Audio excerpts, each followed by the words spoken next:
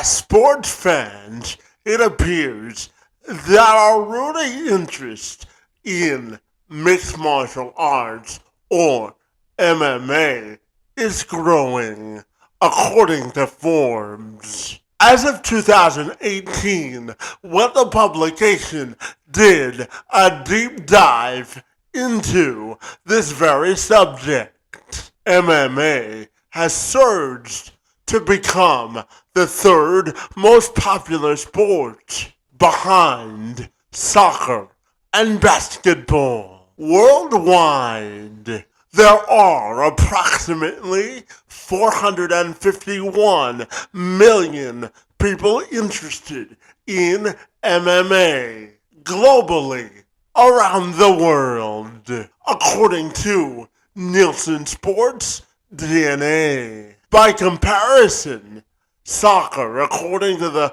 publication, has approximately 901 million fans worldwide. For Ryan Vevon Rapaport, his number one mission in life is to make authentic human connections that leave a mark in his personal and professional life as a sports executive focused on entertainment and the growth of the sport known as MMA.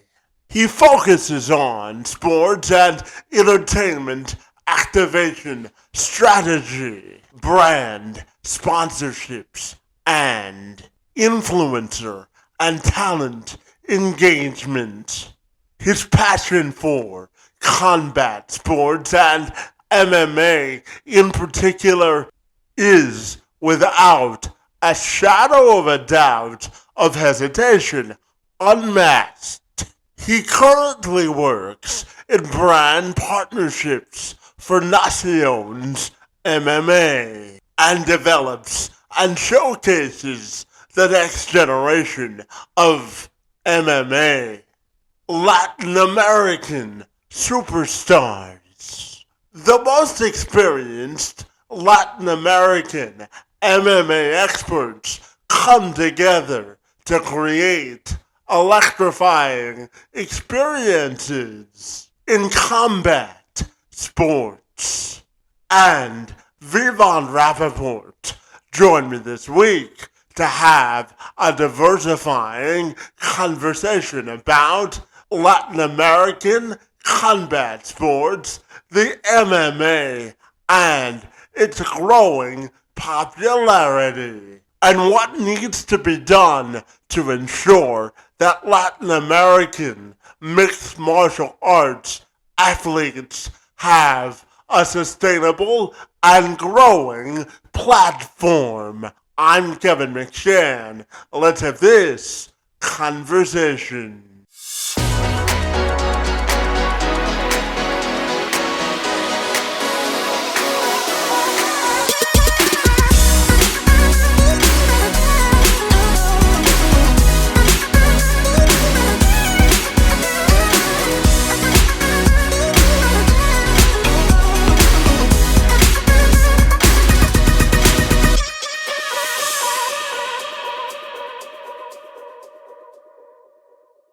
Ryan, if you're ready, I'll take a moment to welcome you to the program, buddy. And I'm super excited to learn all about your work in sports entertainment and mixed martial arts specifically, my friend. Happy Monday and great to see you. Yeah, likewise, Kevin. Thanks for having me today. Absolutely. So, Ryan, you tell me that your number one mission in life is to make authentic human connections that leave value for both parties involved. So tell me about that mission, my friend, and how it's going for you. Oh, it's going great. I mean, in the end, it's all about building community. And there's a couple of different ways people look at that. But for me, it's personal community and professional community. So having been in sales most of my life, I don't look at it as convincing someone else to buy this thing or doing this thing that helps someone else find this thing. It's about creating a relationship for both parties involved, for having that co-creation of value. And that's how I really approach life now. Instead of trying to convince people to do things, I'm actually building a relationship that is providing value to both parties, whether that's through communication, whether that's monetary, just something of value that everyone's getting from these relationships. Yeah, absolutely. And Ryan, you now work in a brand partnerships, my friend, and help to showcase some of the premier Latin mixed martial arts athletes in the world, buddy. That sounds like a fascinating career journey, my friend. So I'm wondering if you could tell me all about what you do now and why you love it so much. Yeah, well, I mean, going back, I've been doing martial arts since I was 4 years old. It's been a massive part of my life. And back in 1997, I watched my first UFC fight on a video, and both my parents were martial artists as well. So we were always doing karate and all these different styles. And once we saw kind of this evolution where it's like, oh, the best fighters in the world are getting together, let's see whose style wins. And the evolution of that sport, I mean, I've been a part of it from the outside and have been a longtime fan. And I like to consider myself an MMA nerd. You know, I remember the fighters going back into the days. I remember all of these people that have been built up over the years and now legends in the sport. And I've always wanted to be a part of that. I've been training for years, have been trained with some of the top fighters in the world, not as a fighter, but as a practitioner. And so I just have this immense amount of respect for the sport. I've been watching it grow over the years. You're seeing this proliferation of leagues, and that really speaks to the global power of what's happening here. And I see Latin America as one of the top growth regions. Recently connected with Eduardo Vargas and Hector Molina, who are the co-founders of Naciones MMA. And I was so intrigued with what they're building. One, because I started watching the fights and saw the level of talent that they had. I mean, you can just look and see the excitement of their fights, the production value, and overall, the finishes and the level of the athletes. And you can see that they're putting out a very quality product.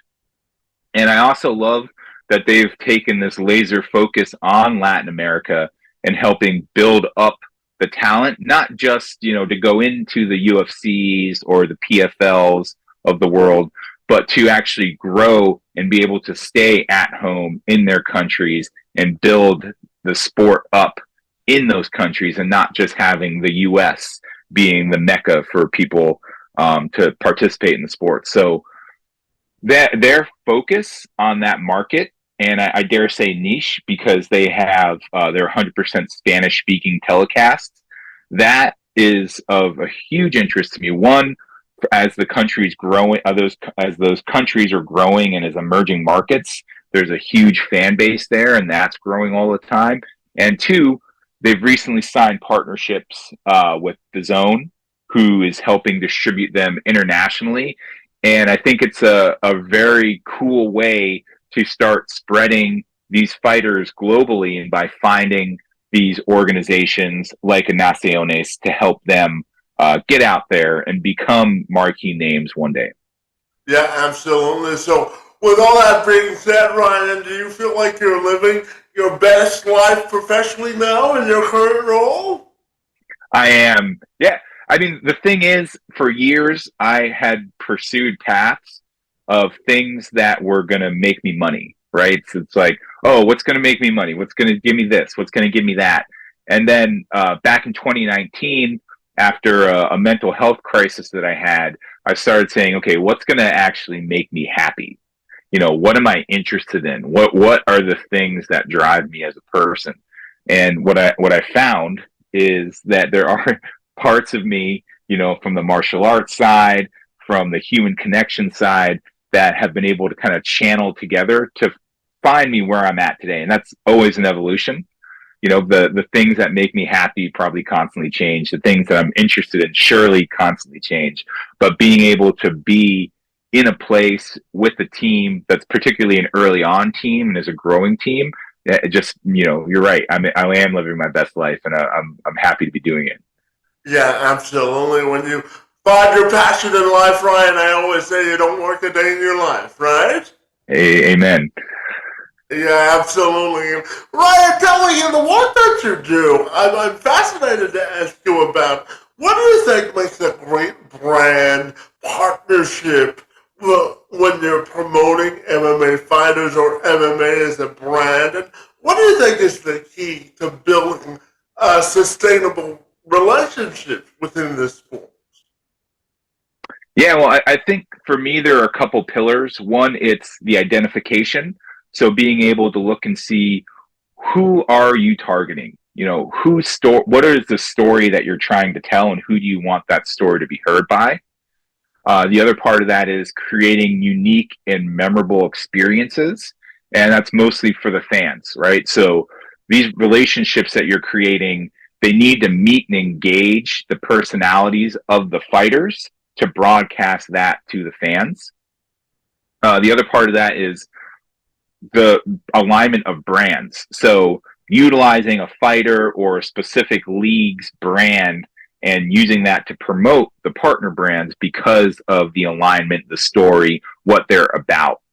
And then in the end, it's going to come down to, what are the numbers, right? What are those opportunities that we saw? What were those key results that we wanted from? And being able to tie that back up in a very transparent and digestible way to the parties involved from both sides. And when we're able to do that, we're finding the people we want. We're giving them a unique play, or giving them a story, or giving them something to believe in. And then we're building these long-term relationships through this constant and in-person communication that's helping build and connect these relationships. Yeah, absolutely. You know, Ryan, I'm all about inclusion. I live my life through the saying that inclusion is the gateway to independence, buddy. I was born with cerebral palsy, and I was told at 9 years old, buddy, that I wouldn't be able to walk for the rest of my life because of my disability. So I originally went to school to become a sports reporter, my friend. I told myself if I couldn't play sports, I wanted to cover it. So tell me, how do you think we can make MMA a more inclusive and inviting sport for all audiences? Yeah, well, I love the ability of technology to give those relationships. I think that a lot of people don't understand the hard work and dedication that goes into these sports. And someone like yourself, I'm sure you completely understand the hard work that goes into becoming what you want, finding that path and pursuing that path. I mean, just from our short interactions together, I can tell that's the case. So I love the ability of technology to enable those. For me, it's one of the kind of the big things that I see. It's this idea of augmented reality, virtual reality, and actually being able to put people into the sport. For the people that can't go and be at that sport, who can't have that good view, that can't be ringside, how can we make that accessible? And as the sports continue to grow, as the stories continue to grow, you all the time you're hearing about people that have overcome their circumstances, whether that's money, whether that's abuse, whether that's emotional trauma, all these stories that have created these hard, strong and capable people are hopefully giving that to other people around the world. And I think that's one of the probably the most raw parts of the sport, but also the most beautiful part, because it really speaks to the human condition, right? And how we kind of build up and exceed our own and others' expectations. Yeah, so Ryan, I was just asking you about the importance of Women's History Month, my friend, and what the occasion means to you, and how you think we can get more female MMA fighters interested in the sport? Well, I think it's a tide that turned going back to several years ago with Ronda Rousey. I think it's also become this realization of mass markets that women are fighters too, that they have always trained, that they have always been a part of warrior cultures. And when I go and look at some of the people I trained with, I competed nationally in Taekwondo growing up. Some of the women and that I trained with could kick my butt. I'd be bigger than them.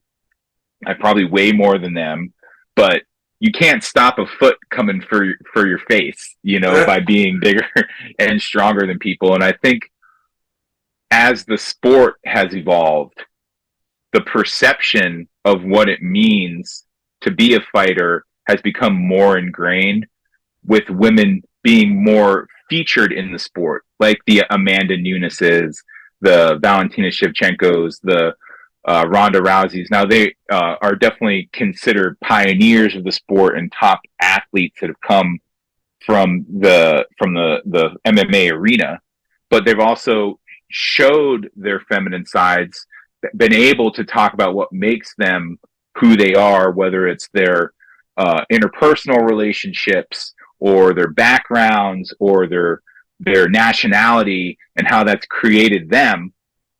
Those are just more amazing stories being told. And as more young women are absorbing those stories, are seeing it, I think it's empowering women that, okay, one, these women are competing in a sport that was traditionally considered for men. How do I become that? How much can I achieve now? And in the end, that's one of my favorite parts about the stories that are told around MMA, is how people can have these what seem like insurmountable tasks and push past those to become another higher version of themselves.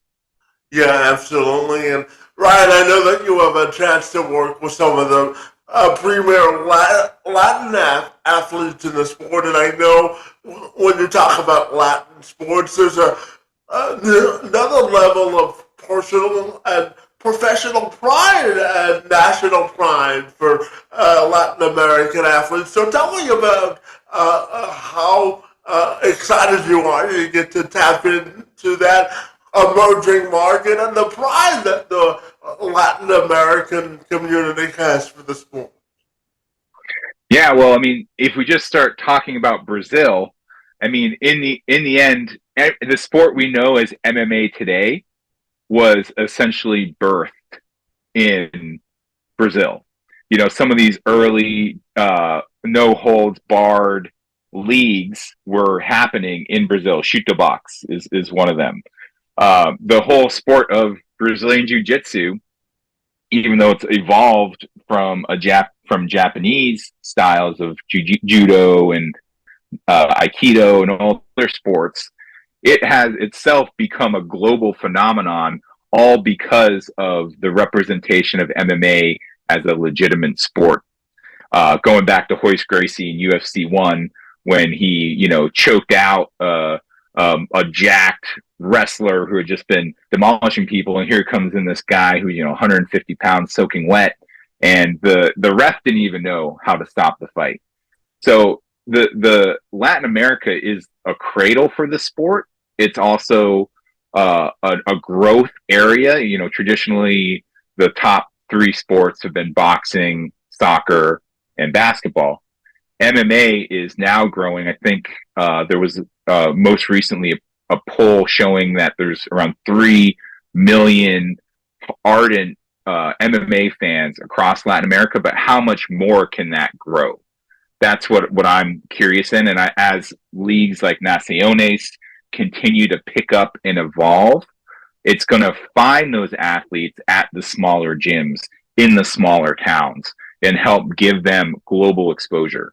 So taking athletes that have been, predominantly not on a global stage, granted, there's 3 Mexican fighters who are UFC champions recently. So I maybe I'm proving myself false just in saying that, but these are people that have been lifted up from where they were training him and put on a global scene. And that's what I'm envisioning for from even more athletes coming from Latin America.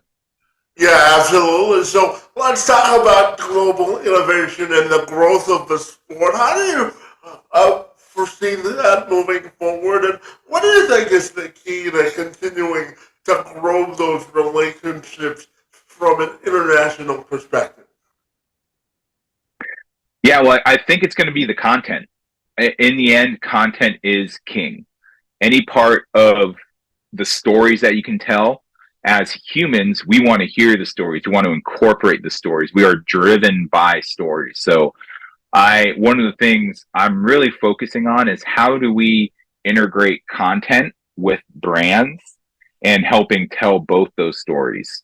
So, from a brand perspective, let's find someone that equates or speaks to what you want to represent and help them tell their story, usually through the form of sponsorship or through shared channels, right? Helping use their fan base as a brand to enhance this fighter's fan base and vice versa.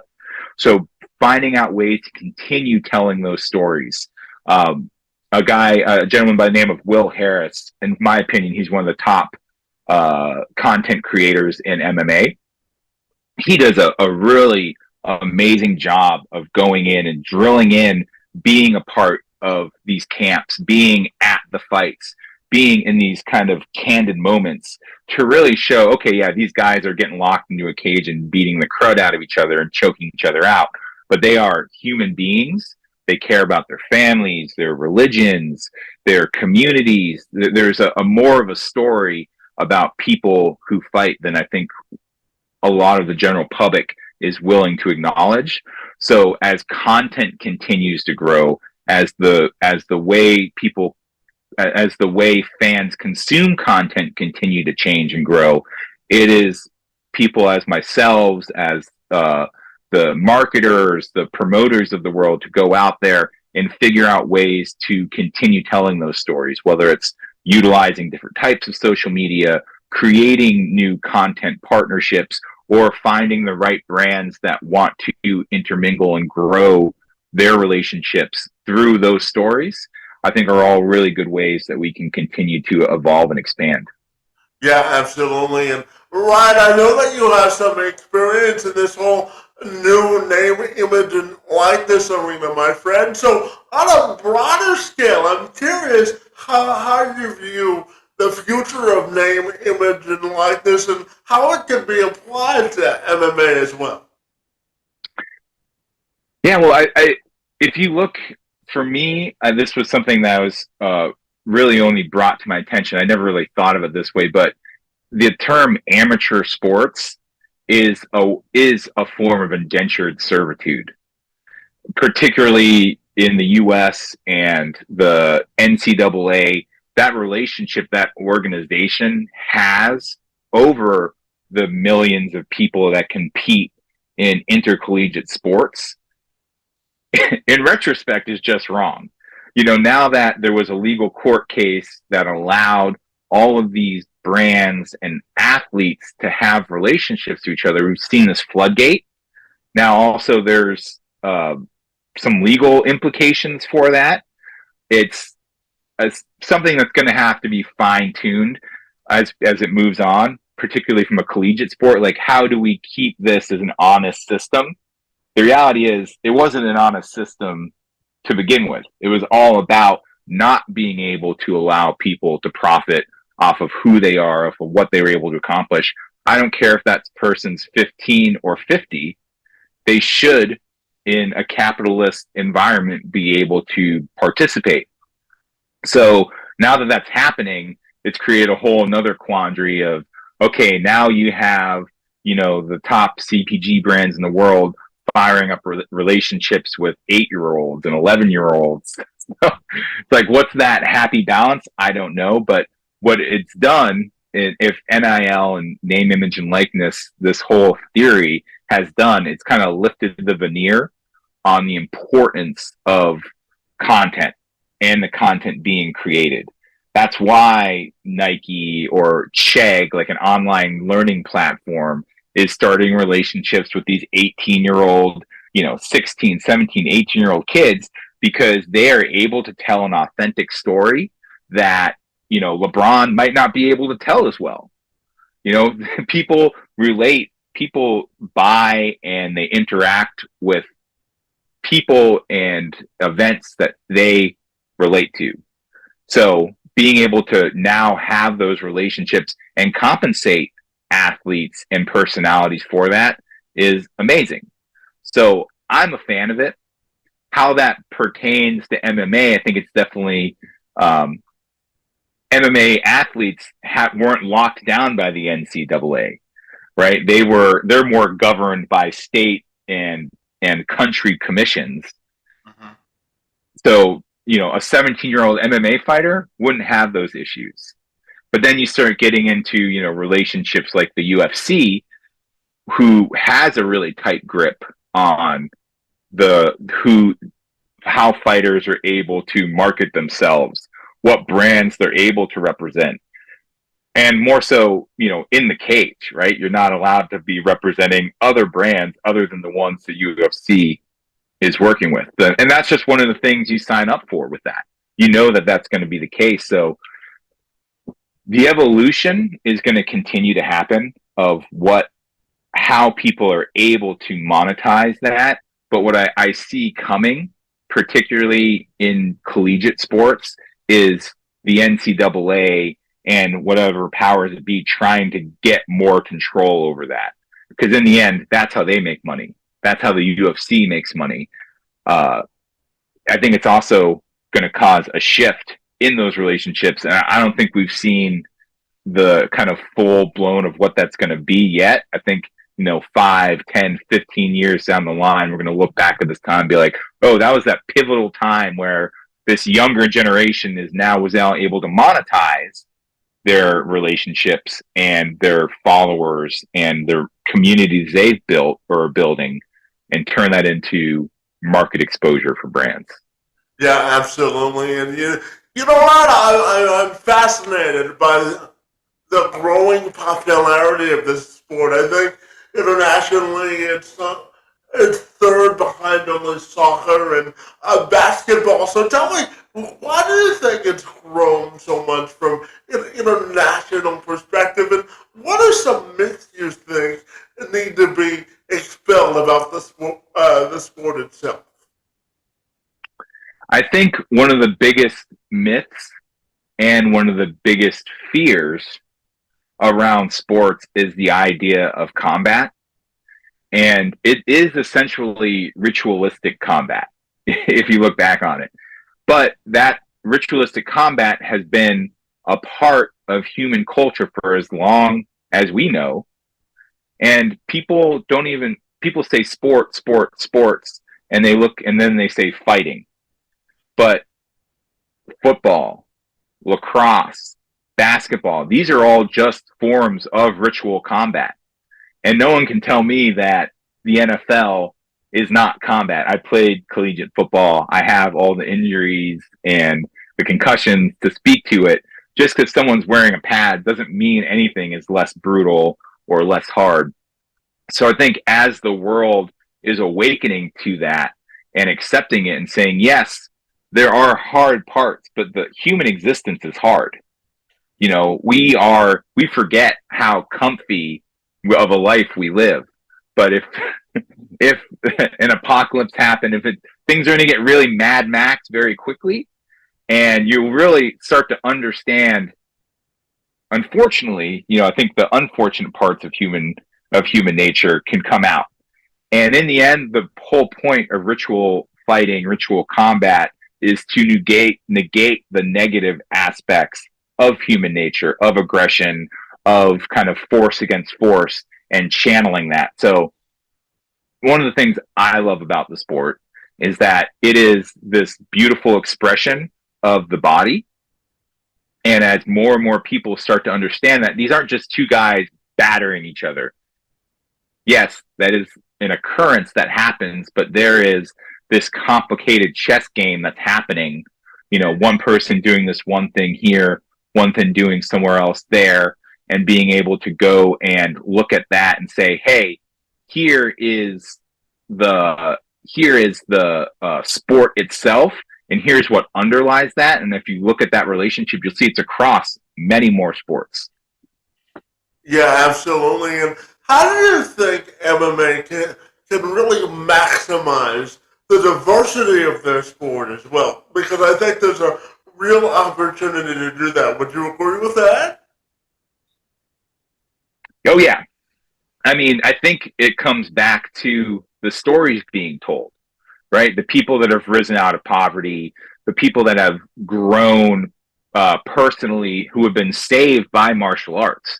I mean, martial arts in itself, we talk about MMA, as fighting, but martial arts is a practice of mind, body, and spirit at its most core aspects. And I think as the public, the masses become educated in that, more people will come to it. More people will seek discipline. More people will seek empowerment. And that was one of the biggest things I took away from martial arts in my life. So I want to continue to see that evolve and propagate.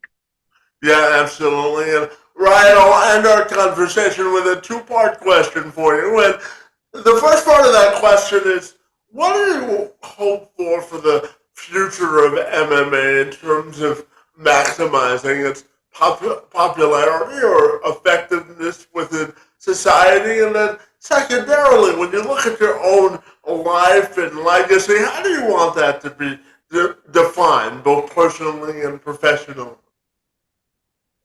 Well, I think the number one thing for me is compensation for the fighters. So the amount of hard work that goes into the sport does not, I'd say 98% of the fighters, equate to financial freedom, from the lowest levels even to the top levels of the sport. So I want to see that continue to evolve. I don't want athletes to feel like they have to go on to OnlyFans to grow their bank accounts, right? To be able to provide for their families. That people shouldn't have to feel like they have to do something like that. There need to be the systems to set up to properly compensate people and help bring people up alongside the sport and these leagues. Yeah, absolutely. And when we look at your own professional and personal legacy, buddy, how do you want that to be defined? I mean, really, I want it to be one of compassion and innovation. I see myself being able to achieve my goals by using who I am as a person and my ability to build relationships that are going to find new ways to help improve people's lives. And I, I think that one of those core aspects is just understanding that life is hard. People have a lot stacked against them, but through martial arts and learning about oneself and learning about one's body and mind, that we can live a better life. And so I'm constantly looking for the new ways to do that. I'm constantly looking for new ways to help people, whether that's professionally or personally. And in the end, as someone who's had their own struggles, I want anyone who's gone through what I've had or what I've done to not have to live that same experience. So in the end, it's about how do I lift everyone else up around me. Yeah, life is all about paying it forward, isn't it? Amen. Absolutely. And Ryan, tell me, if people want to get connected with Naciones or you personally, what's the best way they can do that, my friends? Yeah, well, one would be following Naciones MMA on YouTube, Instagram, at Naciones MMA. Also, you can find it on Facebook. The live fights will be streaming. We have our next fight in Monterrey, Nuevo de Leon, Mexico, April 15th at the Show Center Complex. That will be streaming on DAZN. And so in the end, I just want people to see the sport, see these athletes, and start understanding, okay, these talents exist all over the world, and Naciones is going and finding that talent to help elevate it on the world stage. Well, I have to tell you, buddy, it's a fascinating sport that's growing rapidly, and certainly your work in the space and time on my behalf this morning is most appreciated. And I want to thank you for engaging in conversation with me on this Monday, my friend. Kevin, I'm so thankful for you having me on. I really appreciate you helping me tell the story, and I'm really looking forward to continue watching the podcast.